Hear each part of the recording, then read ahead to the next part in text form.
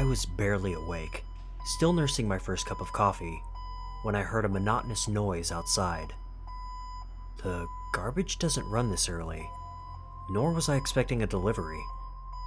I leaned back into my leather couch, taking a sip of my favorite medium brew.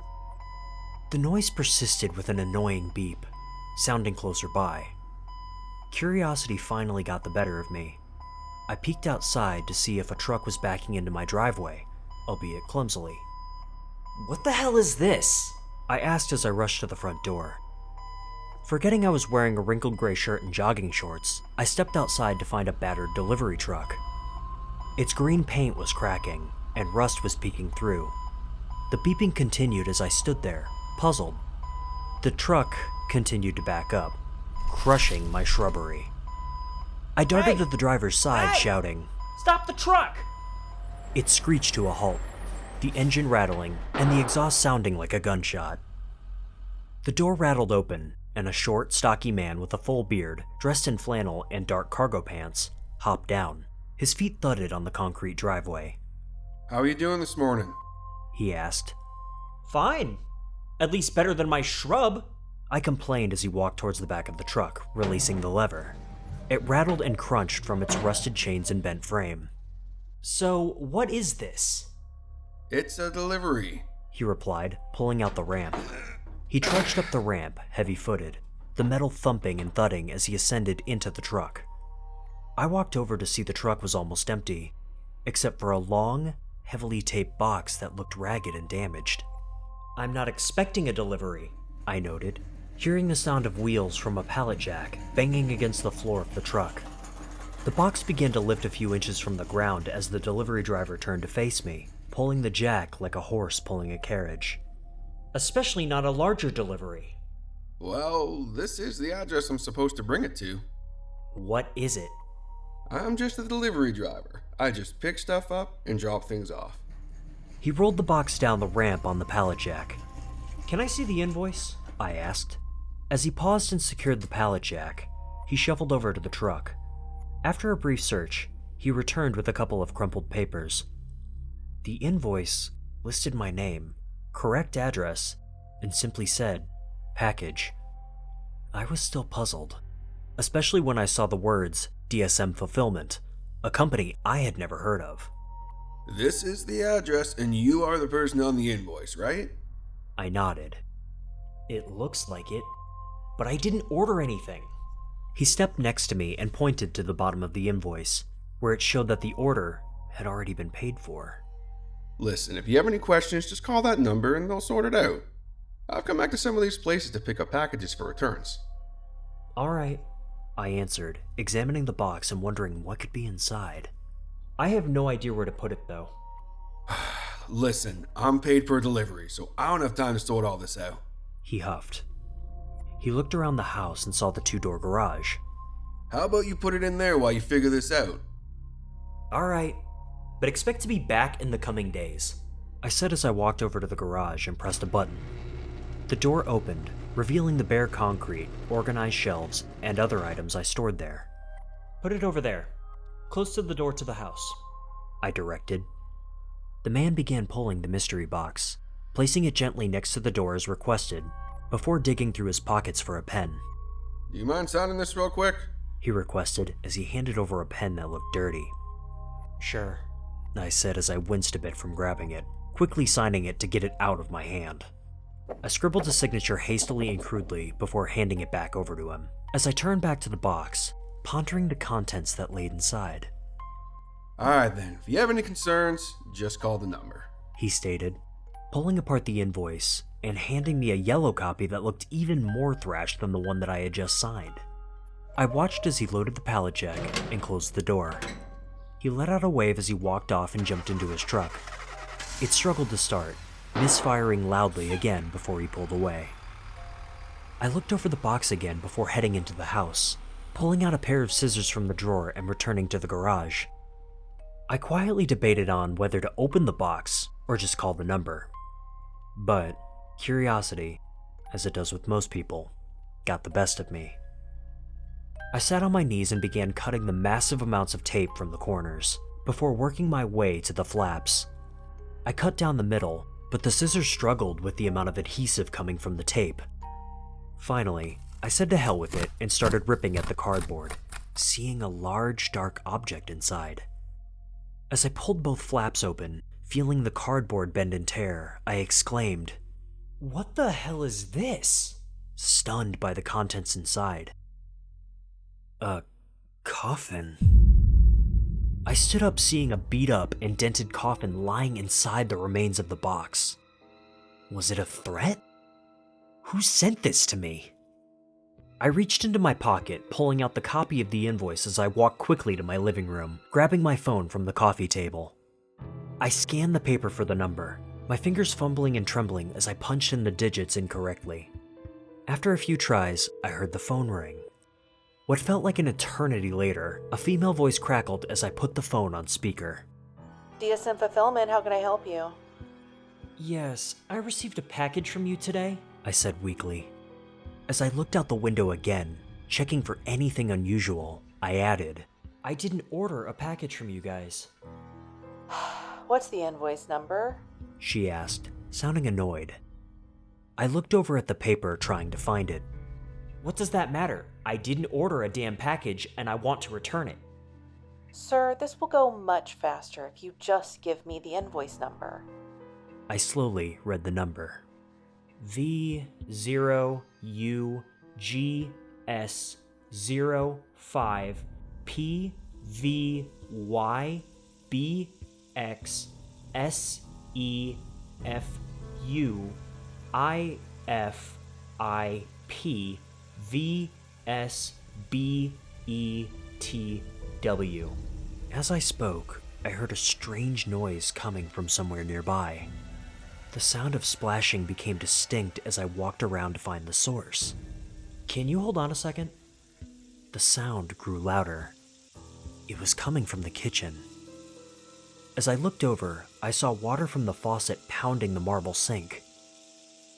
I didn't remember leaving the sink on, I thought to myself. Turning to see the garage entrance, I noticed the door was wide open. Sir, I have other calls. The voice on the phone said as I walked into the garage. The box was further tattered on the floor, but something else stood out even more.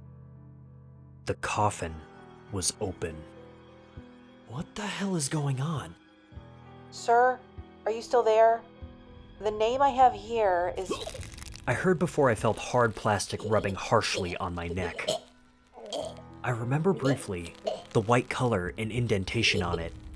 It looked like a power cord.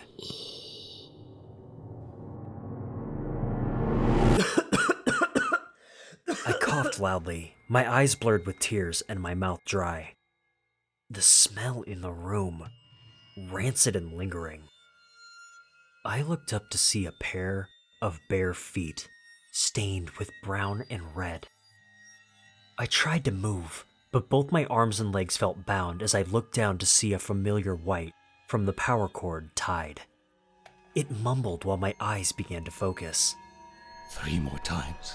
The garbage hits the dump 3 more times. Then it's over. 3 more times. Then I get to go home. I looked up to see a man, heavily disheveled, his hair matted in tangles and grime. His beard was equally unkempt. He wore dark coveralls stained with the grime that mirrored the marks on his feet, leaving tracks on my living room floor. 3 more, Robbie. Just 3 more. He muttered. Take what you want. I have money and jewelry upstairs. I shouted as he paced the room, grumbling incoherently. I squirmed with each step he took. Listen, you look rough, man. I have some drugs that might help take the edge off. You can have them if you just leave.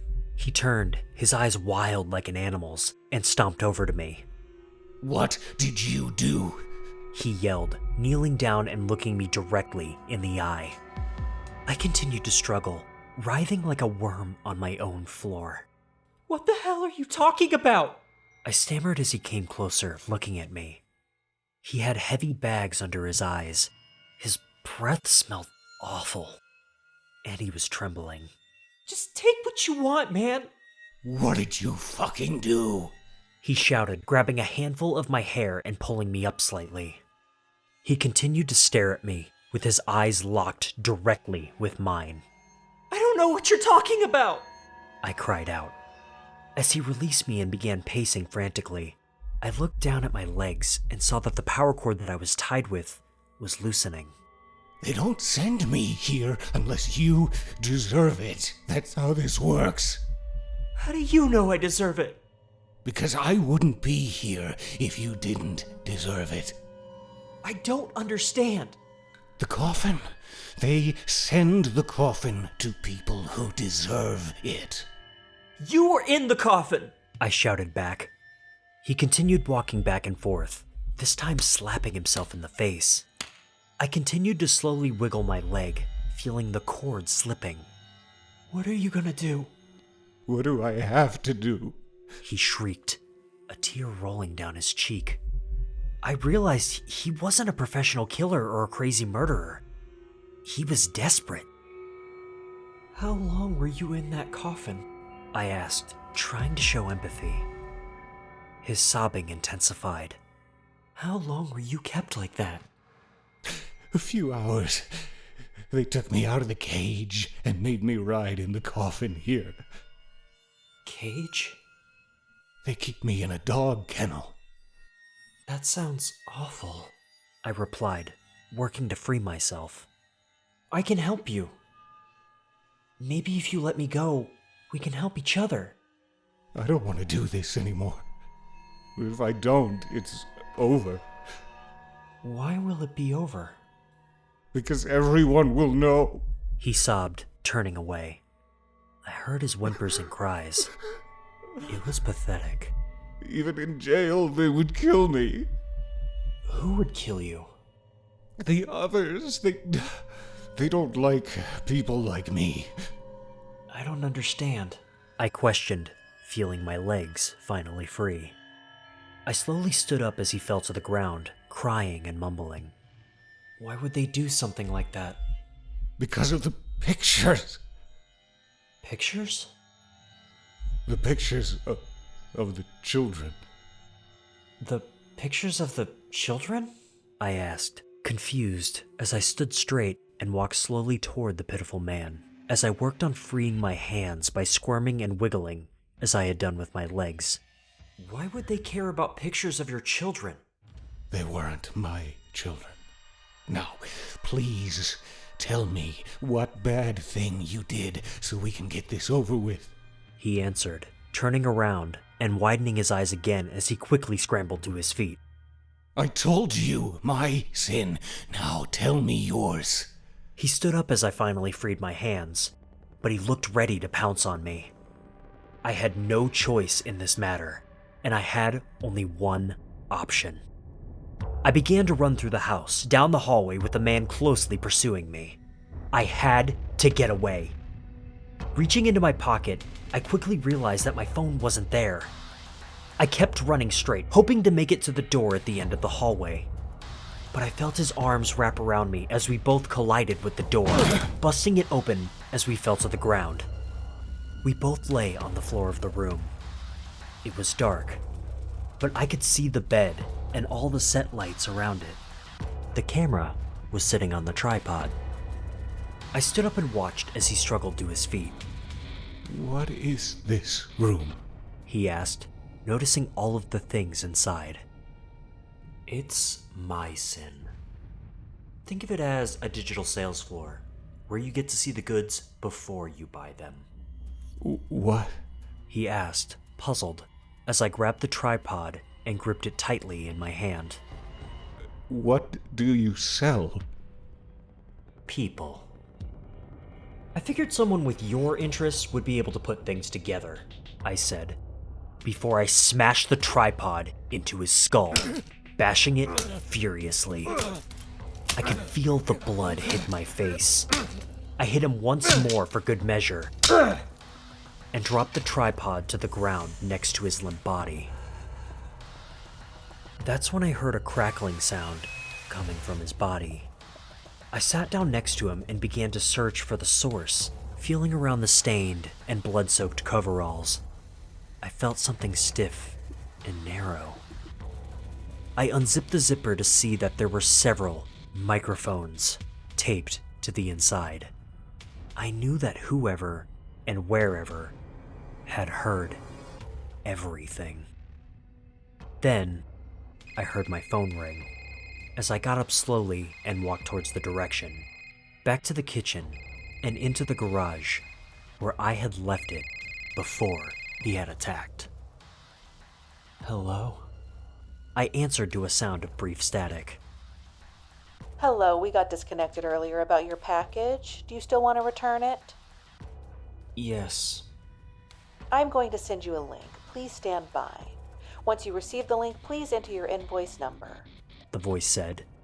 She fell silent for a few seconds before I got a notification on my phone. I clicked the link to a blank web page with just a simple form to enter my invoice number. Did you get it?